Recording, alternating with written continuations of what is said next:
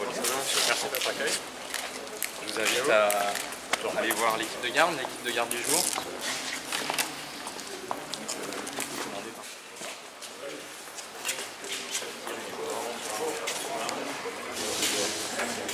L'adjudant-chef Christophe Uli, le sergent-chef Willy, le sergent-chef Vincent Ferrachel, le sapeur Gaëtan Dou, le caporal Le Tocard, le caporal Rousseau, le caporal Naillet, le caporal Fautré,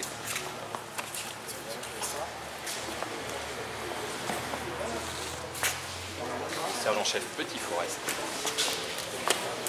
l'adjudant-chef Trouvé. Et bonsoir. Des professionnels là ou... Alors on a un sapeur-pompier volontaire qui est dans l'équipe, sinon pour le reste Voilà.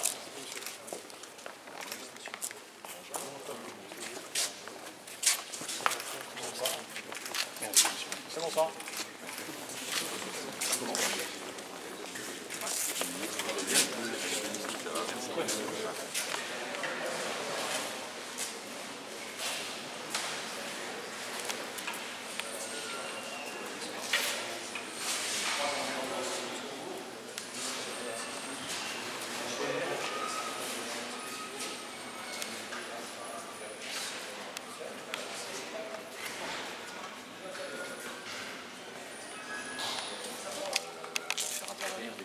Là, du coup, vous avez prévu la présence des démineurs. C'est pas courant, on ne voit pas tout le temps. Oui. On n'a pas l'impression dans les casernes, ce soit le ministre de l'Intérieur des places. Je pense que c'est lié. Vous ne les voyez pas toujours, mais ça arrive. D'accord. Il vaut mieux d'ailleurs. Ah oui, non, mais ils ont un rôle essentiel. Mais... Je te jure, j'ai connu ça pendant 4 ans en Algérie. on peut s'avancer. Je peux vous dire, la dernière fois que j'ai vu des mineurs, ils m'ont juste interdit, ils m'ont donné des ordres. C'est calme aujourd'hui. Vous arrivez à quelle heure vous?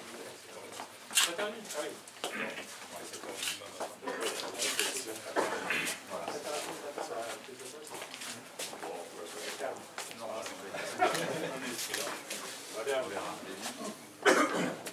On vous présente le dispositif qui est mis en place, pardon. Monsieur le ministre, à travers leurs camarades de Corbeil-Essonne, je crois que c'est l'ensemble des sapeurs-pompiers d'Essonne qui sont très fiers de recevoir chez eux aujourd'hui. Vous avez noté la présence de leurs camarades de la gendarmerie, également de la direction départementale de la sécurité publique. C'est le signe quotidien, spécialement pour le 31 décembre, de la très bonne interopérabilité des services pour couvrir un territoire départemental qui est en évolution, en interpellation permanente sur les questions de sécurité, avec 2 grands rendez-vous annuels pour les événements programmés, qui sont la période du 14 juillet et celle du 31 décembre qui nous réunit ce soir. Celle du 14 juillet est d'ailleurs jusqu'ici la plus sensible de celles que nous avons à prendre en compte en termes de programmation d'activité, de couverture du terrain.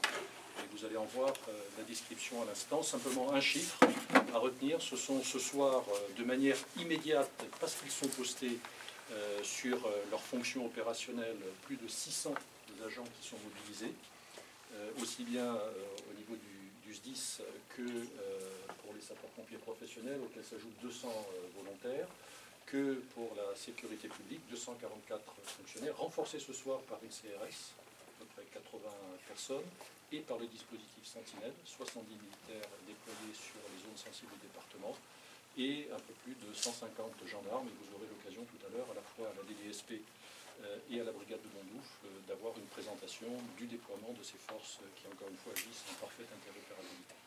Avant que vous présentiez, juste vous dire que c'était important pour Laurent Nunez et moi d'être aussi dans un département comme l'Essonne, avec sa typicité, à la fois qui peut être très urbaine, très sensible, et à la fois rurale et de campagne, d'être à l'extérieur de Paris, parce que vous êtes dans les 148 000 femmes, hommes qui sont mobilisés ce soir partout en France pour porter la sécurité de nos concitoyens. La porter souvent face à la bêtise de cette tradition née un soir de Strasbourg qui consiste à penser qu'on est un héros quand on vole une voiture. Jusqu'à nouvel ordre, je n'ai jamais vu une voiture se défendre, moi. Mais bon, il n'empêche que certains pensent que c'est une forme d'héroïsme. Et puis d'autres mobilisations que l'on connaît qui vise à faire en sorte de tendre des guet-apens, je pense aux pompiers en particulier, qui, hélas, trop souvent, là encore, ont du mal quand elles interviennent, s'efforcent dans certains quartiers à supporter des attaques qui se multiplient et sur lesquelles nous voulons, avec Laurent Nunez et nos services, être totalement intraitables. Parce que quand on attaque nos forces de sécurité, pompiers, policiers, gendarmes, mais aussi nos préfectures, nos institutions, c'est la République tout simplement qu'on attaque. Donc la République ce soir est debout. Elle est debout, portée par 148 000 personnes. Ce sont les préfets, les sous-préfets, les personnels de centrales. Et ce sont aussi tous les autres personnels mobilisés. Je pense aussi aux associations. Ce soir, par exemple, sur les Champs-Élysées, là où il y a les rassemblements, il y a beaucoup d'associations type la Croix-Rouge qui sont mobilisées pour la question de la sécurité, du soin, c'est essentiel.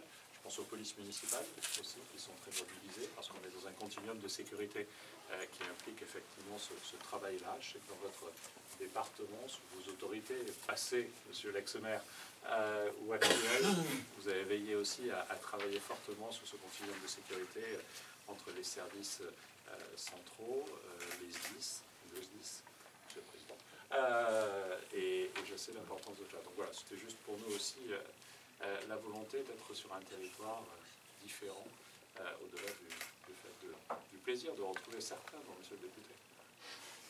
Votre propos, monsieur le ministre, monsieur le secrétaire d'État, vient appuyer les pratiques locales qui sont bien ancrées, bien établies. Vous verrez tout à l'heure, par exemple, et pas seulement à l'occasion du 31 décembre, qu'un officier du SDIS est présent dans la salle de commandement de la DDSP pour assurer cette liaison en temps réel entre les équipes qui sont sur le terrain, avec un certain nombre d'habitudes qui sont bien réglées. C'est le cas aussi avec les opérateurs de services publics. Je pense aux transporteurs, qui sont aussi représentés à la salle de commandement et qui permettent d'avoir ce continuum de sécurité au-delà des forces elles-mêmes, évidemment, avec une préoccupation partagée, celle de la sécurité et de l'alerte le plus vite possible en cas d'incident.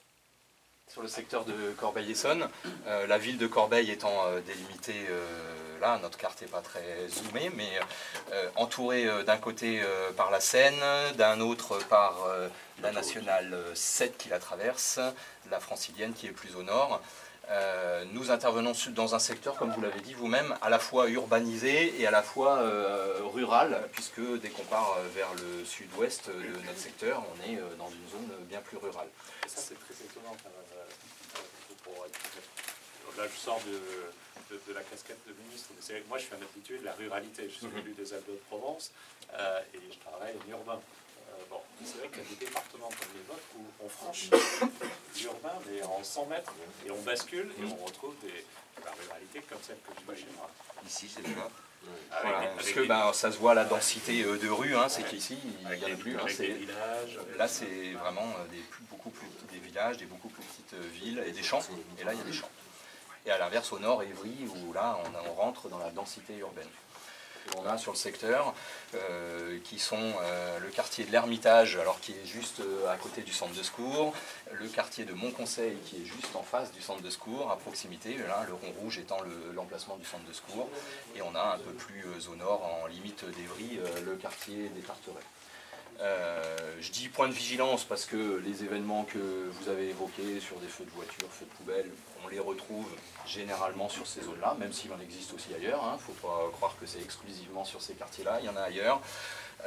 Mais vigilance aussi parce que ce sont des quartiers où on a rencontré les difficultés que vous avez évoquées, avec des pompiers qui sont pris à partie, des embuscades, et on a une vigilance toute particulière. Ça nous amène depuis de nombreuses années à avoir des protocoles d'intervention gradués pour adapter nos protections aux circonstances et au climat du quartier au moment où on intervient. Il y a des images un peu subjectives.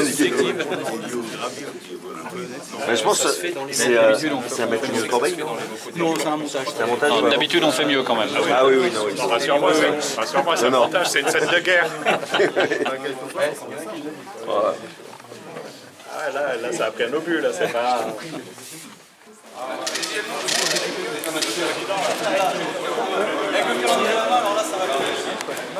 parce que là, ça va être...